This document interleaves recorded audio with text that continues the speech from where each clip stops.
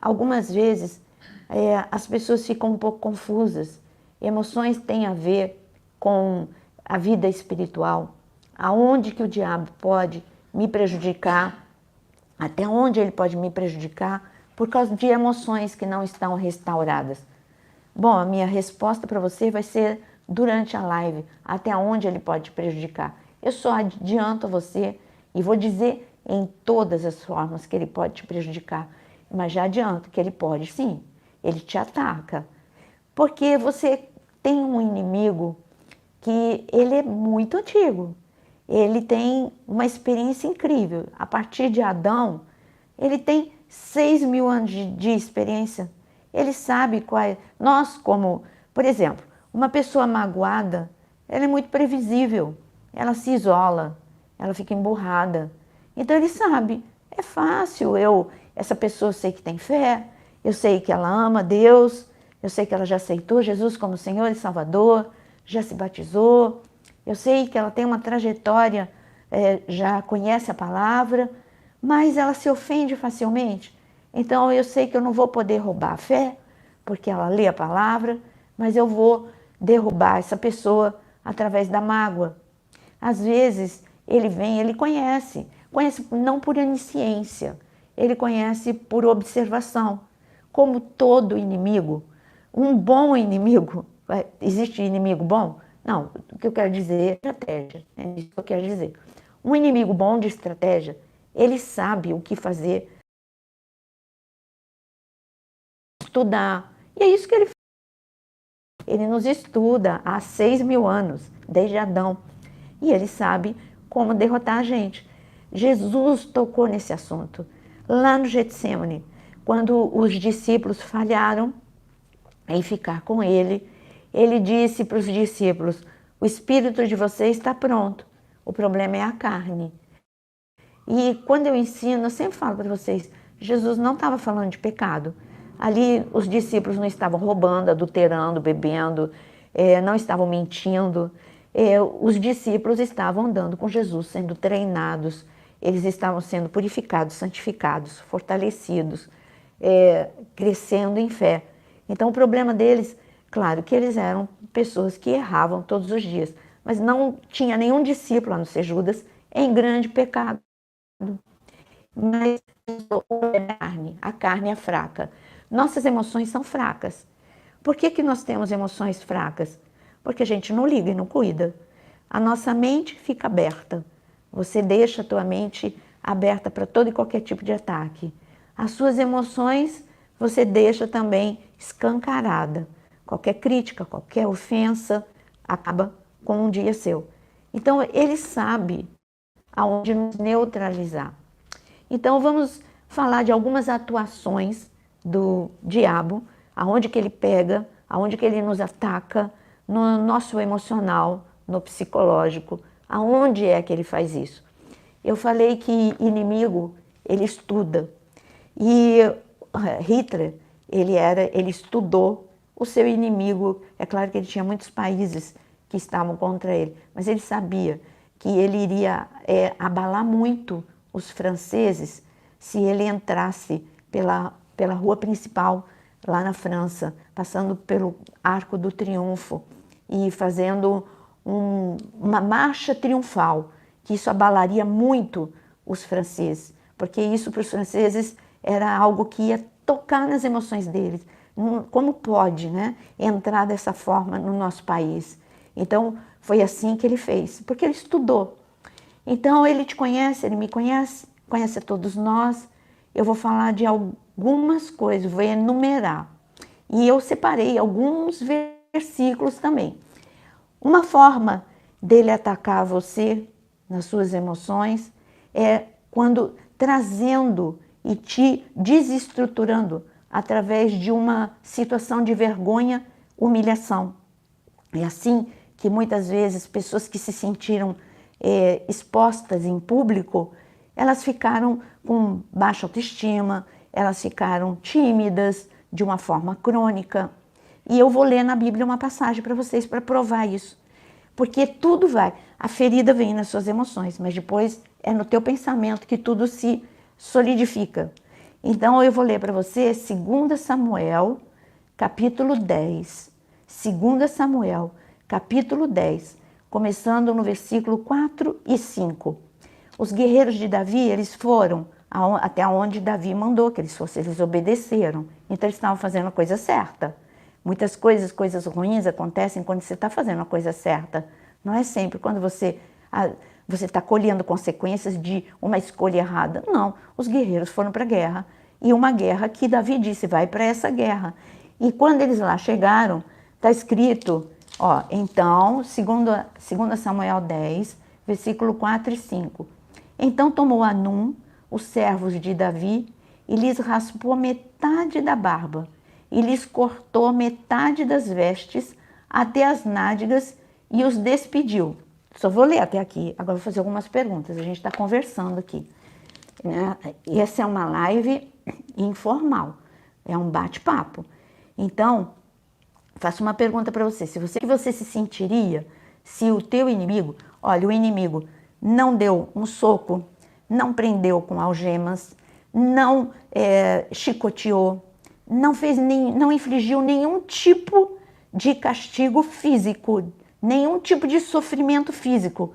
Até aqui, eu vou reler o que ele falou. Raspou metade da barba, nem a barba inteira. Raspou metade da barba, cortou metade da roupa e o pior, a Bíblia é bem específica, até as nádegas. E os mandou embora. E foi isso que o inimigo fez. Agora me diz, alguém saiu sangrando de lá? Não. Alguém saiu machucado dali? Não. Mas qual foi a sensação do grupo? Não era um que estava se sentindo, eles estavam se sentindo humilhados, porque naquela época, um homem sem barba era a mesma coisa que andar nu. E eles estavam com metade da barba que foi tirada. Então eles estavam se sentindo nu. E metade da roupa também cortada. E de uma forma muito humilhante. Até metade, assim, a metade da roupa indo até as nádegas. É a Bíblia que está escrevendo isso. Está escrito isso na Bíblia. O impacto desses homens, chegou essa notícia até Davi. E sabe qual foi o impacto? O impacto foi vergonha, humilhação. Eles ficaram fracos sem uma ferida no corpo deles. Essa é a bomba emocional em você.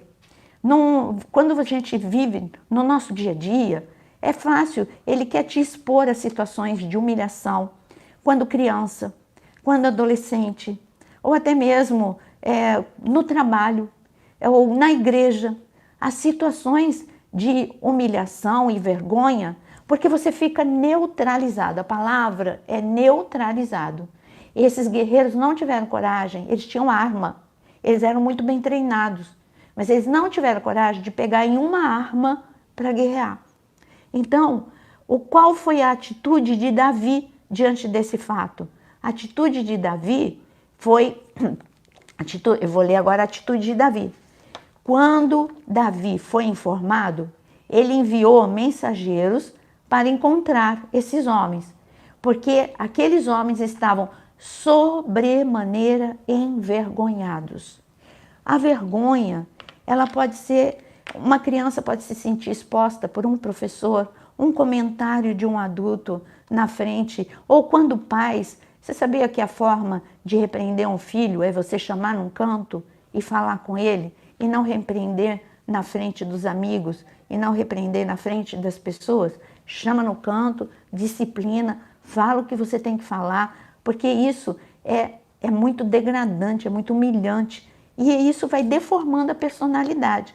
Quando você chega na idade adulta, com esse sentimento, você se torna uma pessoa insegura.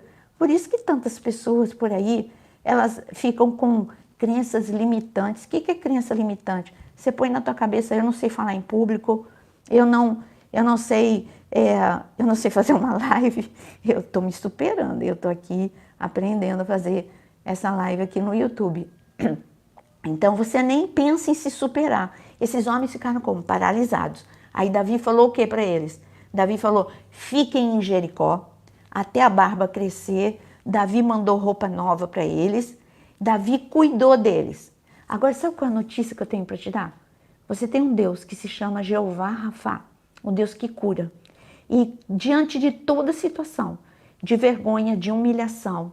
Deus cuida de você. Ele quer restaurar a tua segurança. Ele quer restaurar todas as áreas que foram destruídas por situações de vergonha e de humilhação. Eu não tenho problema nenhum de falar. Eu prefiro falar da minha vida do que falar da vida dos outros, né? Porque é muito antiético você ficar dando exemplo de pessoas que você cuida. Então eu prefiro falar do meu. Eu me sentia muito constrangida no colégio que eu estudava.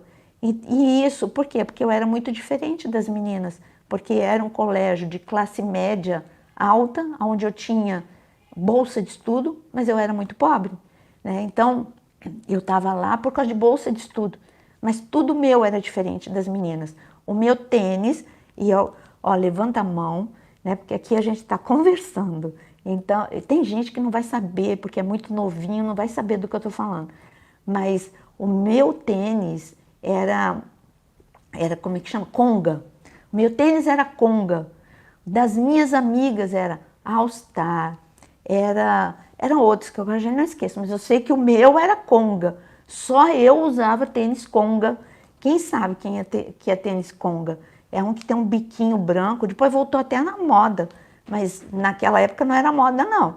Era tênis de quem não tinha dinheiro. Então, o meu tênis era diferente. Minhas amigas tinham relógio, eu não tinha relógio. Tudo delas, o meu lanche era diferente.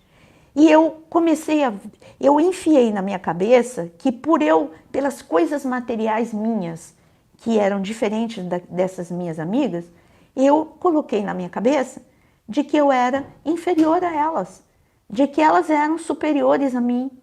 Podia até ser, mas eu tinha chances iguais a elas.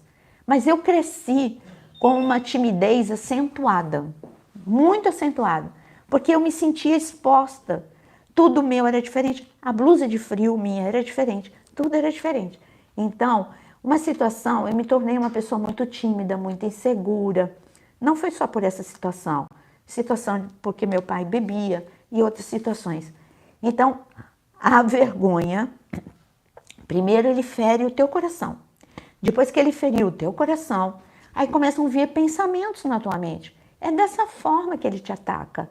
Você não é nada, você não é ninguém, você é insignificante, todo mundo é melhor do que você não tem chance na vida, todo mundo, olha só, elas têm dinheiro para estudar, tem livro bom para comprar, tem enciclopédia boa para isso quando criança. Mas quando adulta, eu continuei com essa sensação de que todo mundo era melhor do que eu era a pior pessoa, de que eu nunca ia ter chance,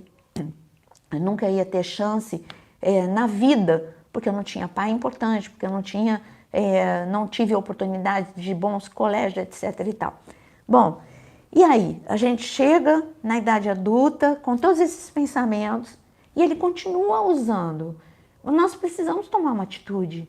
Por isso que a Bíblia é tão clara e fala que a batalha, Deus deixa muito claro, olha, na tua mente tem sofismas, está escrito na Bíblia, a tua mente ela é atacada, você precisa, por isso que Deus falou para a gente colocar um capacete, o capacete da salvação, é a palavra de Deus que vai desconstruir o que feridas emocionais trouxeram para você. Então, eu falei de vergonha e humilhação. Agora eu quero falar de como o diabo também te fere no seu emocional.